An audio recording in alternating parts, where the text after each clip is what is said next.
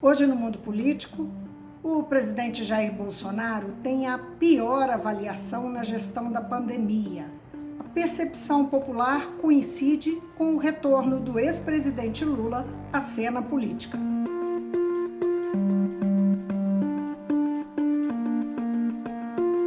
Eu vou conversar com o cientista político Paulo Henrique Casimiro, que é professor do Departamento de Ciência Política da UERJ. Paulo Henrique, obrigada por atender o mundo político, a TV Assembleia. Eu que agradeço pelo convite. Paulo Henrique, vamos começar com essa pesquisa Datafolha que saiu hoje. Né? Ela mostra Bolsonaro com queda de popularidade, 44% de desaprovação, e, em relação à gestão da pandemia, 54% de rejeição. Nesse caso aí, são 6 pontos a mais do que em janeiro.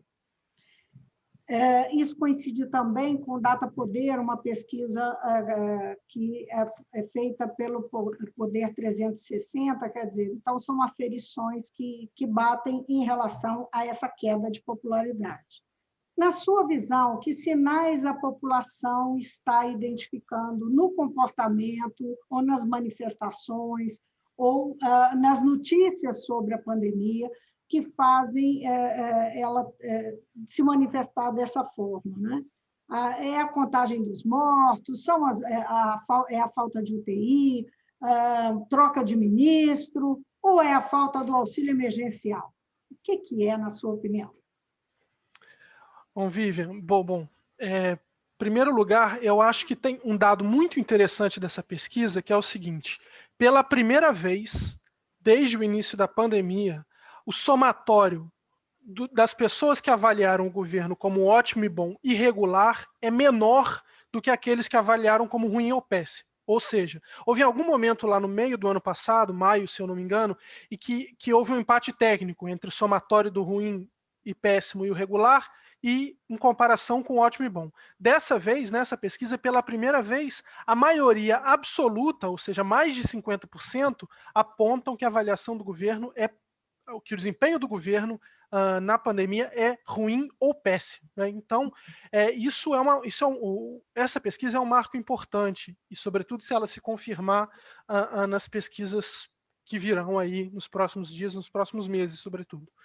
Agora, eu acho que é bem claro para a gente, né, que a curva se a gente olhar toda a curva, essa curva de avaliação do ruim e do péssimo no governo Bolsonaro, ela tem uma melhora quando o auxílio emergencial começa a vigorar, né, ali para abril, maio do ano passado, de 2020, e ela tem uma melhora significativa, sobretudo naquele momento em que a pandemia parecia controlada, né, que a gente passou a ter ali uma média de 200, 300 mortos. Meados de novembro. Até meados de novembro, mas quer dizer, vamos botar ali até dezembro para dar um marco mais claro, porque a percepção das pessoas demora, né? As pessoas demoram a perceber que está existindo realmente uma diferença nessa curva. A partir de dezembro e janeiro, ficou evidente que estava vindo uma nova onda. Se é que a gente pode chamar de uma nova onda, porque o que tudo indica, não houve um fim de uma primeira onda, houve um arrefecimento, digamos assim, né? E essa segunda onda, ela é mais violenta, ela é mais agressiva do que a primeira, né? E o governo não teve, digamos assim, como ele teve no primeiro momento, ele não teve assim o benefício da dúvida, digamos assim, né? Ou seja, é realmente tão grave a pandemia? Será que a gente realmente vai ter tantos mortos assim? Quer dizer, num primeiro momento o governo podia dizer, como o Bolsonaro disse no final do ano passado, estamos vivendo o final da pandemia. Agora não dá mais para dizer isso. Agora ficou claro que não é o fim da pandemia, que a gente não chegou ao pico de mortos ainda, vai crescer mais, estamos numa curva ascendente que indica crescimento, né? Que as medidas que o governo federal adotou são insuficientes, se é que ele adotou medidas efetivas, né? Quer dizer, pelo contrário, o governo federal evitou o máximo possível se envolver na política dos governadores e dos prefeitos de combate à pandemia, ou seja, a percepção das pessoas, e essa pesquisa deixa isso muito claro quando a gente vai ver a resposta sobre perguntas como se você confia no no governo para combater a pandemia? Quem você acha que é o principal responsável pelo combate à pandemia, por exemplo? Essa pergunta foi respondida por 42% como presidente da República, é o principal responsável pelo combate à pandemia. Então, a identificação da população é de que o exercício dessa função de coordenação no combate à pandemia não está sendo executado pelo governo federal, né? E os subterfúgios que o presidente da República tinha não estão colando mais, né? Agora, nós assistimos aí ontem, né, a troca do general, ainda que não tenha sido efetivado, mas já anunciada, os dois posaram juntos, o ministro da Saúde que está saindo, o general Pazuello, com Marcelo Queiroga, que está entrando. E ambos, especialmente o que está entrando, reafirmou um trabalho de continuidade, usou, inclusive, essa expressão, indicando que a política vai continuar a mesma, que, na verdade, coincide com o que o presidente Jair Bolsonaro deseja. Bolsonaro está subindo a aposta,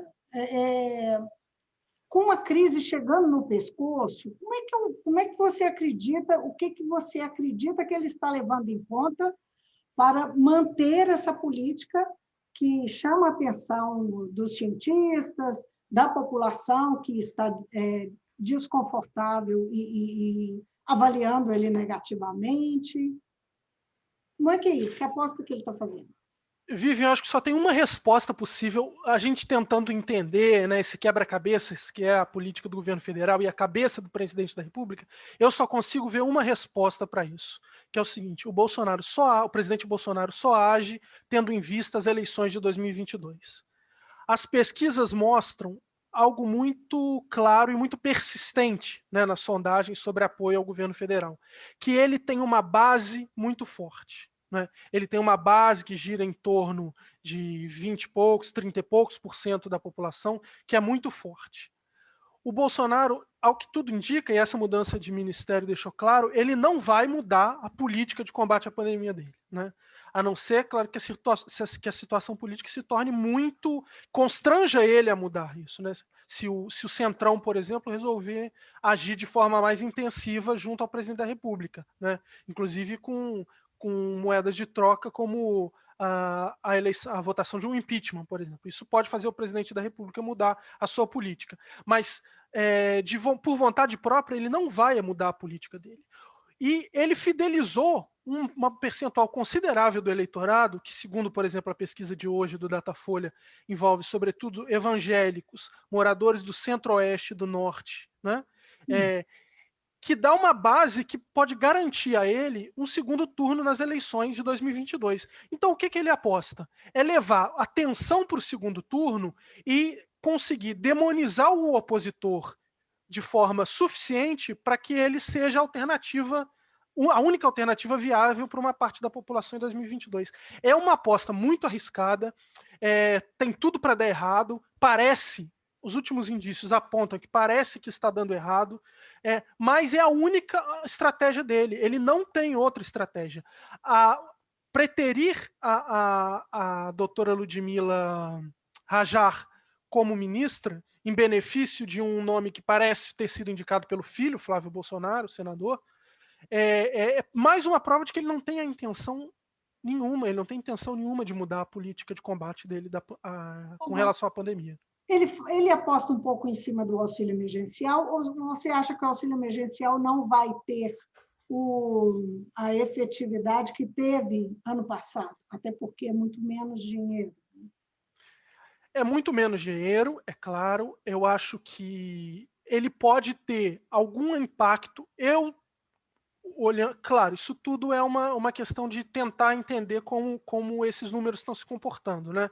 Eu acho que essa curva de rejeição ou de avaliação negativa da gestão dele é tão sinuosa para cima, né?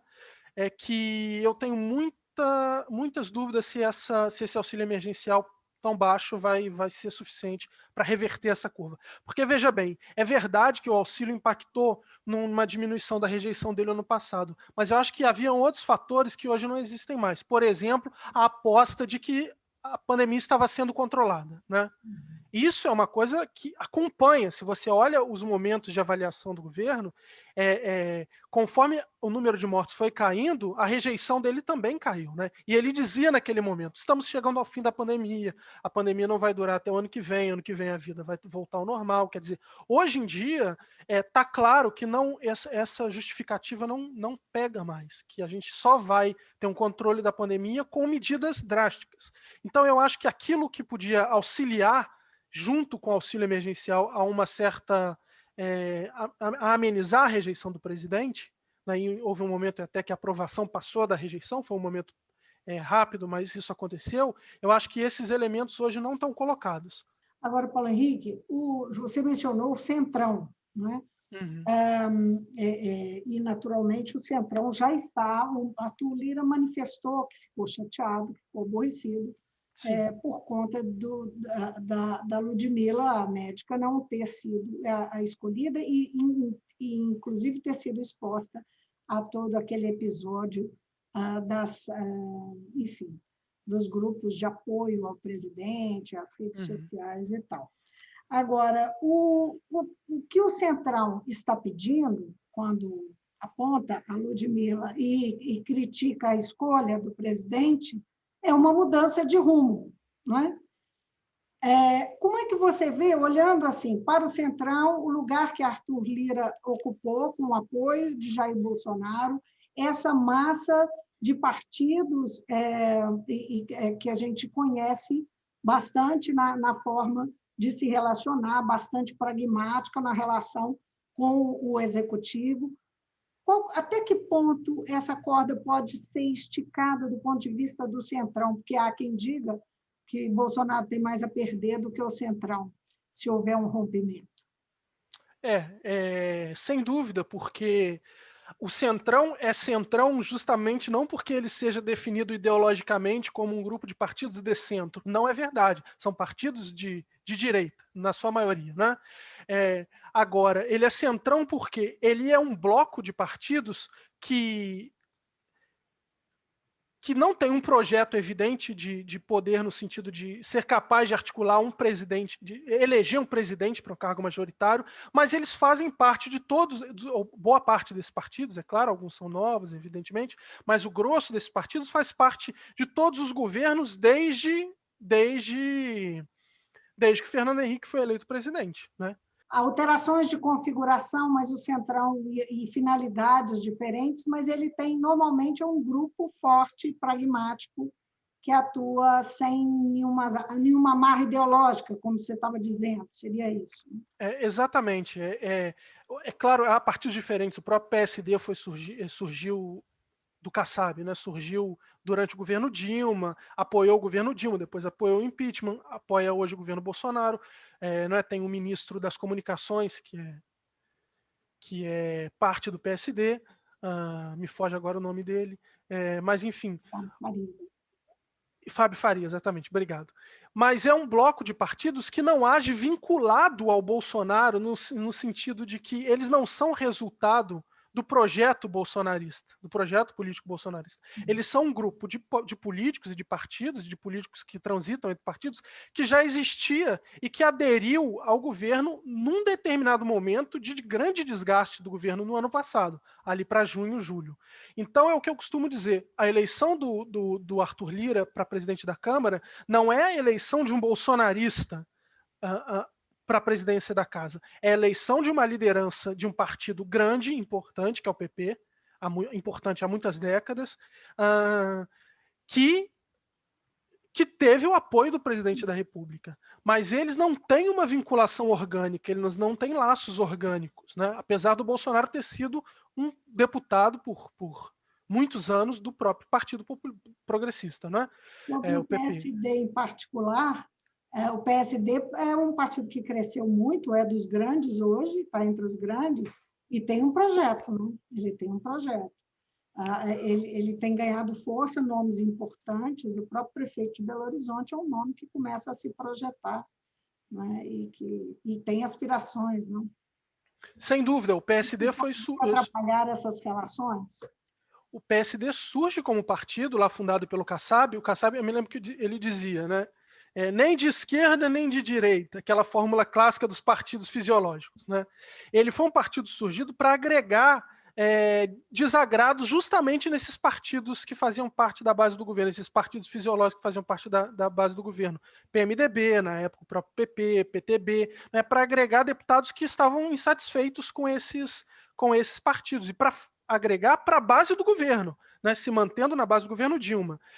E o PSD teve um excelente desempenho nas eleições municipais, né, do ano passado, e ele está projetando algumas lideranças interessantes. Né? O prefeito de Belo Horizonte é candidatíssimo a governador de Minas Gerais. E a gente sabe, pelo menos há 200 anos, que o governador de Minas Gerais é sempre um presidenciável possível. Né? Então, eu acho que o PSD pode ter um projeto, pode ter um nome viável para um projeto de vencer uma eleição nacional majoritária, mas ele ainda não tem.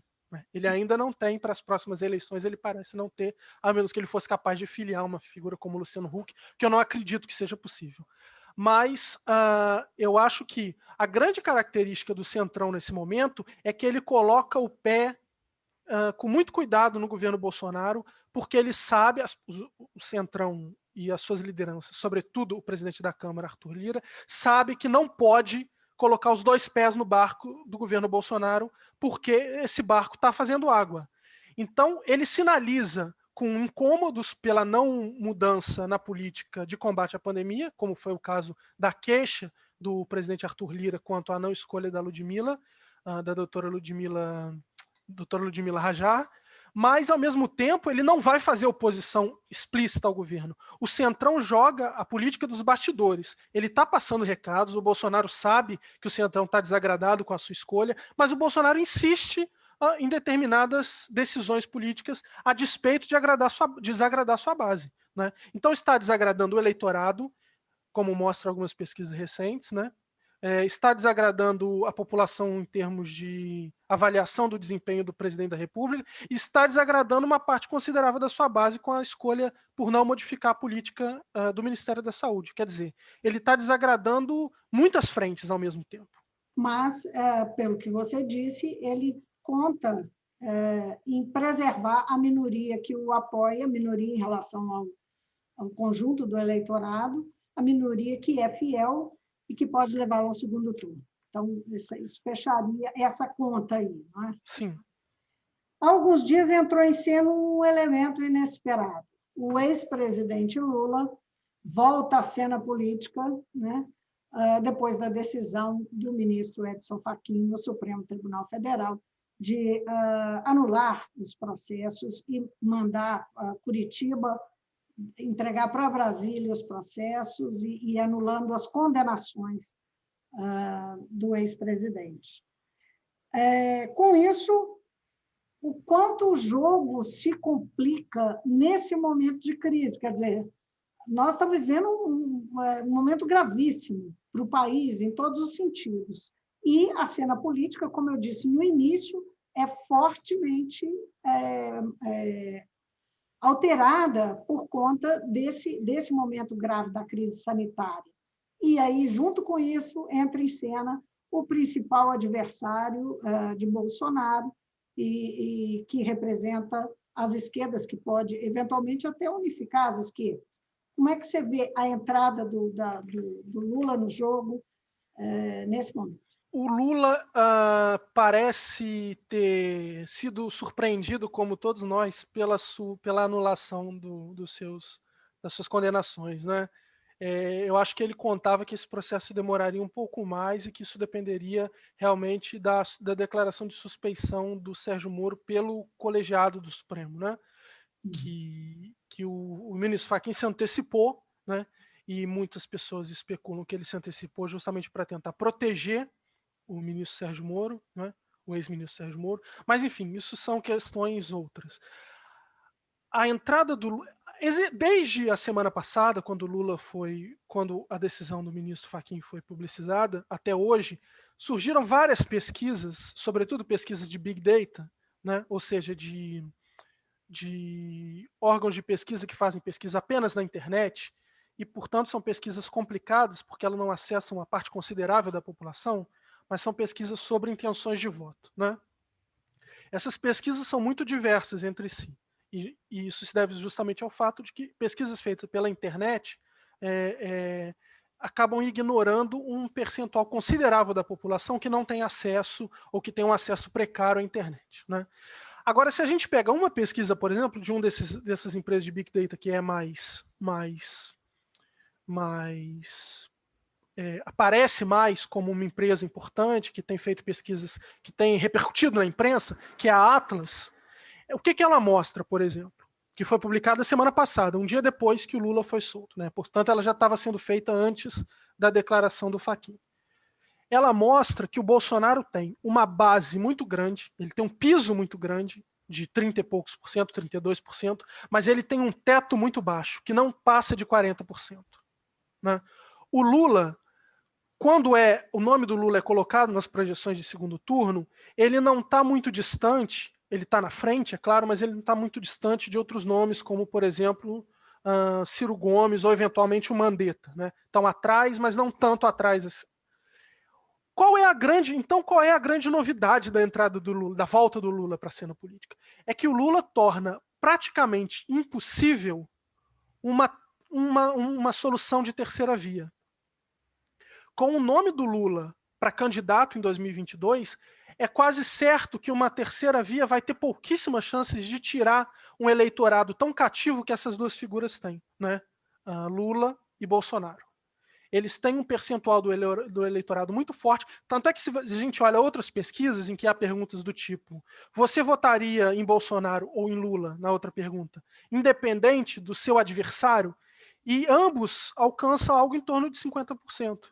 Quer dizer, essas duas figuras têm um eleitorado cativo muito forte, o que torna uma terceira via, a via que se apresentaria como uma solução alternativa, seja uma via mais à direita, com Mandetta ou Luciano Huck, seja uma mais à esquerda, com Ciro Gomes, isso se torna praticamente uma utopia para 2022. Você reconhece que eles ainda não têm essa convicção, porque eles estão tentando ficar no jogo, né? Todos eles. O jogo político é jogo jogado, né? A situação do ex-presidente Lula não é uma situação definitiva, não é? Esse processo pode ser retomado em Brasília, na Vara Federal de Brasília, e tudo pode acontecer. A gente aprendeu nos últimos tempos que o céu é o limite, né? Quando claro. diz respeito à ação do judiciário. Como é que fica a centro-direita, então, nessa história? Como é que você imagina que fica, né?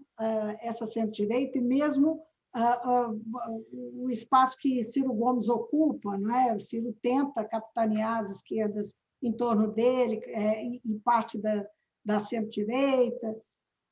Como é que o jogo pode acontecer daqui para frente com esses personagens?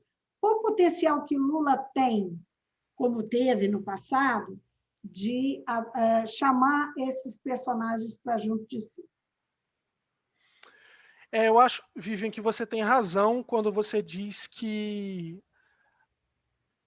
não é que Ciro Gomes ou Luciano Huck, se é que vai ser mesmo candidato, outras figuras alternativas, tenham jogado a toalha porque o Lula voltou para o jogo. Não é isso.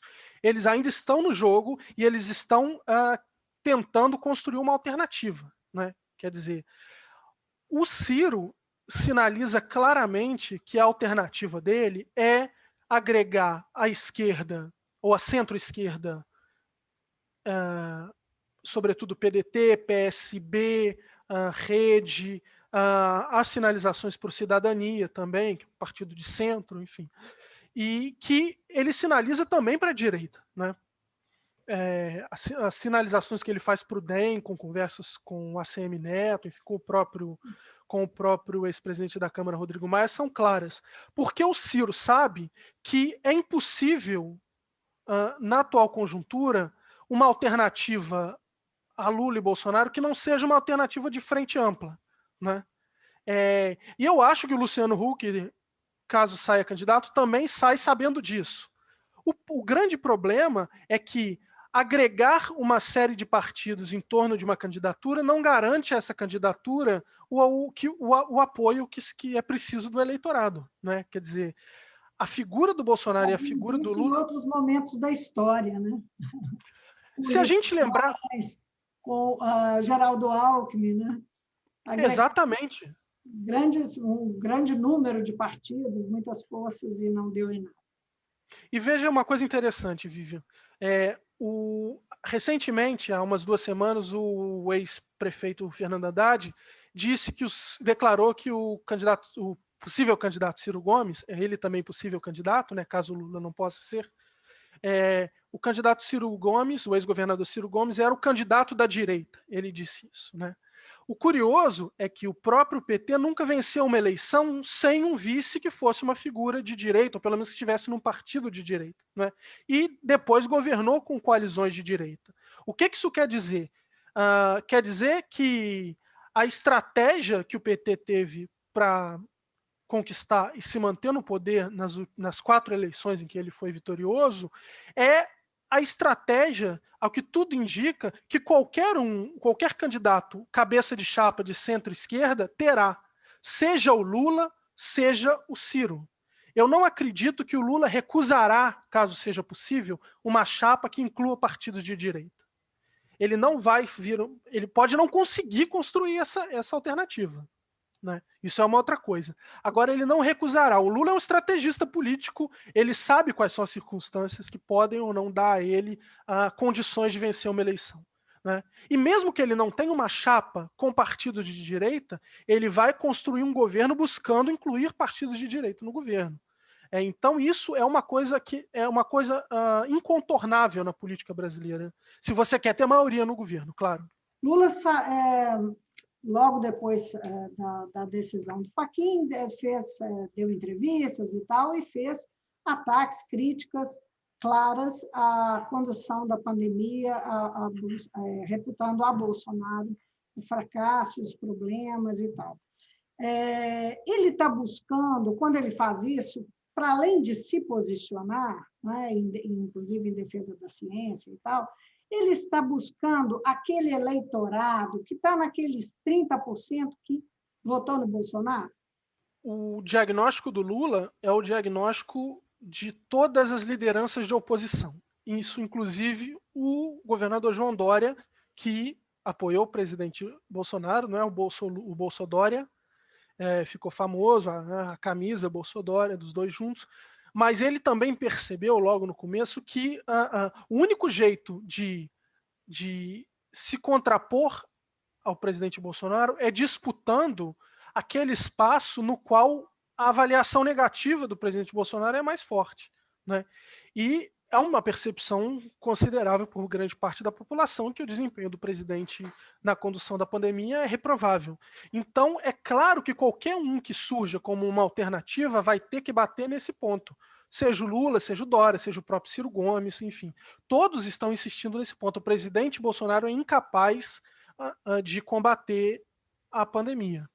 Uhum. Eu acho que eu me expressei mal. A pergunta que eu estava querendo dizer era o seguinte: Lula está tentando recuperar aqueles que votaram nele no passado e votaram em Bolsonaro, quando ele... sim. Sim, né? Ele vai trabalhar em cima dessa estratégia. Essa fala dele de um ataque tão direto tem a ver com isso? Sem dúvida. Se a gente for reconstruir, digamos assim, um mapa dessas eleições, é possível ver, por exemplo, que o Lula sempre teve uma grande votação entre o eleitorado evangélico, por exemplo, né? Ele teve o apoio forte de igrejas evangélicas, ele teve um ministro da Igreja Universal, né, o ex-prefeito do Rio, Marcelo Crivella. Esse é um eleitorado que hoje está fidelizado pelo Bolsonaro. A pesquisa de hoje mostra, por exemplo, que é um dos eleitorados no qual o apoio dele é mais forte. Há um certo eleitorado de classe média que foi beneficiado com aquele momento durante o governo Lula e Dilma de aumento da renda e que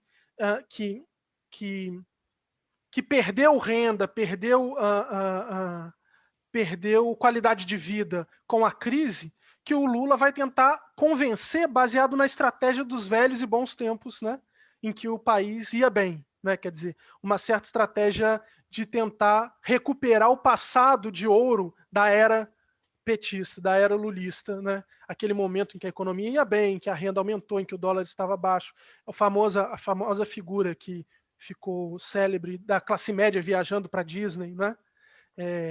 Enfim, esse passado dourado da nossa economia e do consumo de classe média, o Lula vai tentar recuperar. Evidentemente, esse vai ser um foco da estratégia dele. O outro foco também é a crítica à ideia de que o presidente Bolsonaro representa a honestidade, né? Porque a gente tem agora mesmo essa semana aquela nova matéria da UOL mostrando que indícios de que havia mais processos de corrupção em gabinetes de outros membros da família, envolvendo primos, mulheres. Quer dizer, esse discurso da honestidade que o Bolsonaro conseguiu emplacar em 2018, ele não vai ter mais como arma. Só para a gente terminar, o que você acha das análises que colocam Bolsonaro e Lula como extremos simétricos, né?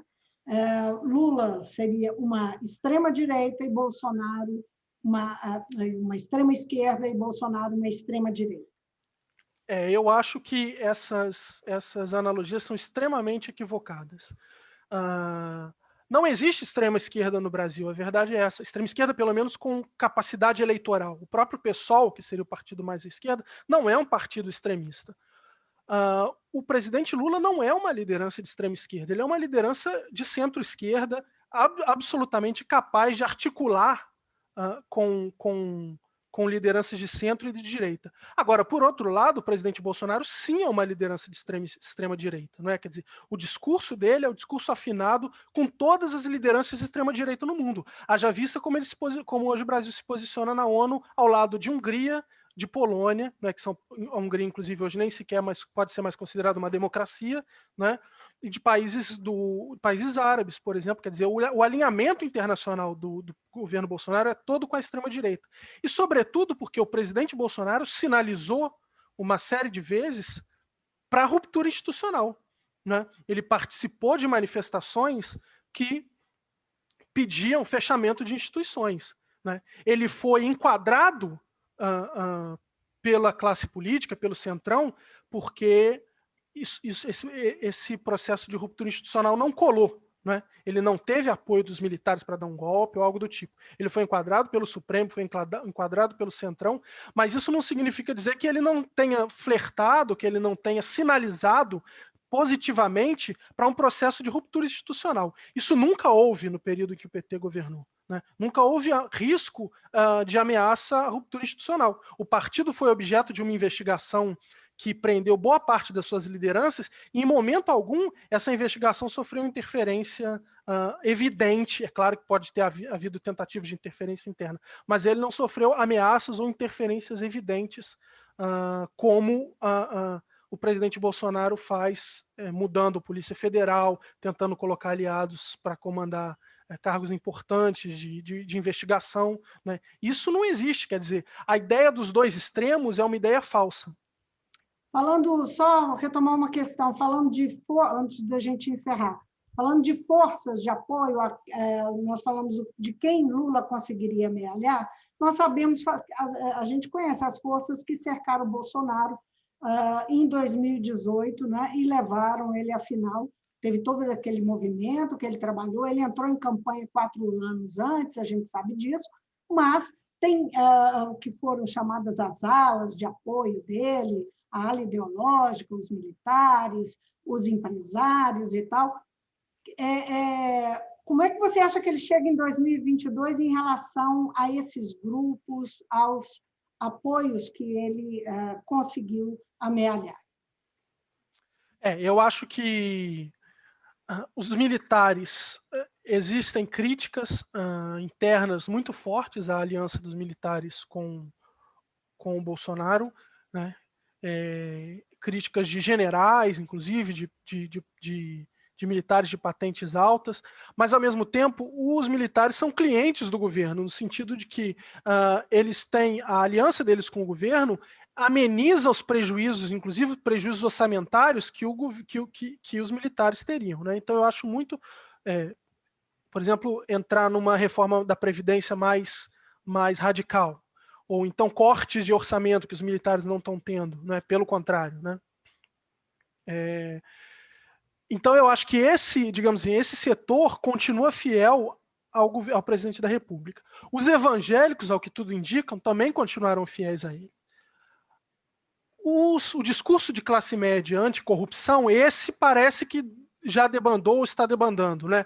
O líder do Novo, João Amoedo, o próprio Sérgio Moro e a Lava Jato, quer dizer, esses já debandaram e eles estão procurando uma terceira via, porque eles também não vão pular no barco do Lula.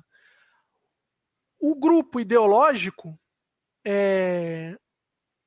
a gente não sabe exatamente qual parte desse grupo ideológico permanecerá ou abandonará o governo. Mas eu acho também que esse grupo chamados ideológicos, eles não têm muita alternativa, né? Agora, o que resta ao governo Bolsonaro, portanto? O empresariado, exatamente. O último, digamos assim, o último vetor desse grande condomínio de alianças que o Bolsonaro conduziu. Esse é o grande mistério, né? Ao que tudo indica, o empresariado continua apoiando o governo, essa pesquisa de hoje mostra isso, inclusive, mas, ao mesmo tempo, se a gente acompanha os comentaristas de economia, pessoas que acompanham esse setor no jornalismo, na academia, eles se perguntam muito qual seria a racionalidade do mercado de apoiar o Bolsonaro caso Lula realmente faça um movimento de caminhar de volta para o centro, né? O que eles teriam a perder com o Lula que faça sinais para o mercado, que sinalize que terá um ministro da Economia palatável para o mercado? Por que insistir num governo que, apesar de colocar um ministro ultraliberal, o tempo todo interfere na condução da economia quando sente que a sua popularidade com as suas bases começa a ficar estremecida, né? O empresariado ainda é um mistério, né? Como ele vai reagir. A expectativa de que Bolsonaro vai abandonar bastante a agenda liberal. Já está abandonando em muitos sentidos, né? Não que ele tenha deixado de colocar em prática agendas que são agendas liberais ou neoliberais, em termos de reforma do Estado, reforma de direitos trabalhistas, isso continua na agenda dele, ele tem tido dificuldades para implementá-la pelo Congresso, mas isso continua na agenda dele. Mas o que ele mostrou é que ele vai interferir na agenda neoliberal quando ele julgar necessário. Paulo Henrique, muitíssimo obrigada por atender o Mundo Político, a TV Assembleia, por essa boa conversa. Eu que agradeço, até uma próxima.